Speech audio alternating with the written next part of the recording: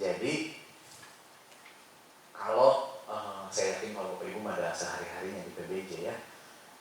Kalau yang di PBJ dasar yang baru mau masuk nih ke PBJ gitu ya, kadang suka berpikir bahwa KAK ya KAK, dokumen pengadaan ya dokumen pengadaan, draft kontrak ya draft kontrak gitu kan.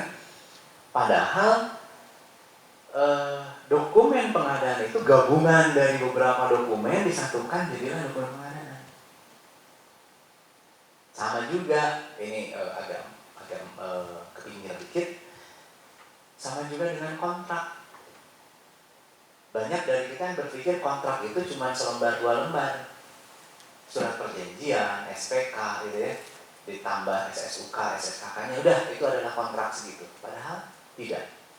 Kontrak itu full dari mulai HPS sebenarnya. HPS di dalamnya ada KAK. Bahkan ada beberapa daerah yang meminta SK penunjukan atau surat tugas PPK-nya juga dimasukin ke situ dalam kontrak dasar bahwa dia ditunjuk sebagai PPK, masuk di situ. Kemudian penetapan HPS tadi ya, KAK-nya, kemudian surat permohonan pemilihan penyedia dari PPK ke UKPBJ kalau untuk tender atau seleksi, atau ke pejabat pengadaan untuk pengadaan langsung misalnya gitu ya. Terus dokumen survei harga yang dilakukan oleh pejabat pengadaan, dokumen pengadaannya, di dalamnya dokumen pengadaan ada draft kontrak. Jadi seolah kayak bolak-balik numpuk, makanya dokumen kontrak itu akhirnya tebal. Gitu. Perjanjiannya sendiri, perikatannya sendiri memang hanya SPK atau surat perjanjian saja. Tapi kalau disebut kontraknya mana, tebal. Karena kontrak yang atas ini akan terpengaruhi oleh dokumen-dokumen yang ada di bawahnya. Ya kan? Makanya dokumen-dokumen yang di bawahnya ini tidak bisa dipisahkan. Begitu. Nah itu sedikit ini deh, sedikit pinggir sebentar. Kemudian untuk penginformasian hak dan kewajiban para pihak ada di mana nih? Kalau di dokumen pengadaan ada di mana? Di KK ada, di rancangan kontrak ada. Kalau di dokumen pemilihan ada lagi nih, hak dan kewajibannya di sejati LDP gitu. IKP, instruksi kepada penyedia. Ya, tuh. Mendapatkan calon penyedia dengan penawaran yang valid dan responsif. Kenapa valid dan responsif? Karena sesuai dengan apa yang kita harapkan. Kalau saya minta misalkan, saya mau penyedia pembangunan konstruksi. Oke, berarti penyedia konstruksi. Saya mau penyedia yang punya pengalaman seperti ini. Oke, filter lagi, gitu kan? Saya mau pengalamannya, nilai pengalaman yang minimal sekian atau sekian persen dari HPS. Filter lagi, sehingga ketika sudah mengikuti filter-filter itu, akhirnya calon penyedianya ya valid. Kenapa responsif? Karena ya yang nggak mau ngikut ini, nggak mau baca dokumen, nggak akan benar, Pak. Kalau penyedia baca dokumennya tidak detail, tidak memahami dokumen secara menyeluruh, penawarannya nggak akan benar. Kan yang disebut responsif itu, saya minta A dijawabnya A juga. Jangan sampai saya minta A dia jawab B, C, D atau A. Banyak terjadi syaratnya cuma 2, dia masukin dokumen semua. Semua dokumen yang dia punya di perusahaan dia upload semua. Oke.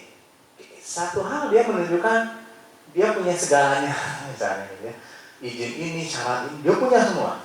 Tapi di sisi lain, satu bikin capek ke Pokja karena tetap harus dicek. Yang kedua, dia seolah-olah kayak bodo amat syaratnya apa, pokoknya ini yang saya punya ini. Ya mirip-mirip bisnisnya nasi padang. Iya kan, nasi padang kita datang nggak pernah nanya mau makan apa, sajikan semua, berat, bodo amat mau makan apa, pokoknya gue punyanya itu, titik. Ya kan, nasi padang begitu.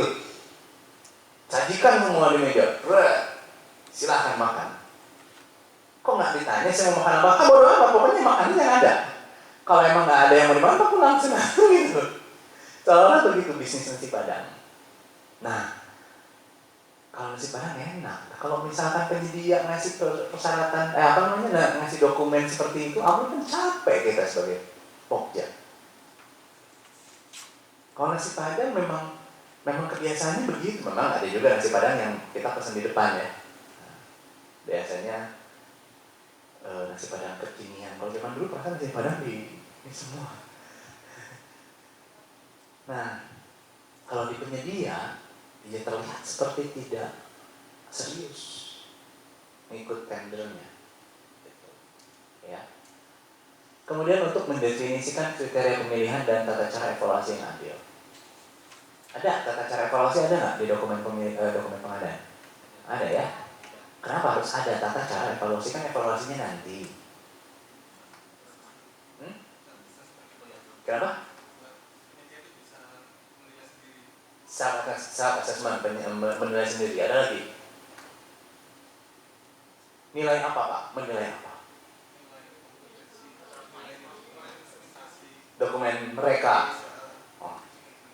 Artinya, ketika seorang calon penyedia, dia serius, dia baca dokumennya, dia tahu tata cara evaluasinya, dia harus sudah tahu dia akan lulus atau enggak. Ya kan? Meskipun awalnya coba-coba aja lah, kali aja lolos kan gitu ya. Tapi dia sebetulnya dalam hati kecilnya sudah tahu dia akan gugur misalnya. Itu satu. Biar si perusahaan bisa melaksanakan self assessment. Bapak Ibu juga melakukan self assessment kan? Kompeten. Kan Ibu belum kompeten, bodo amat kompeten pokoknya.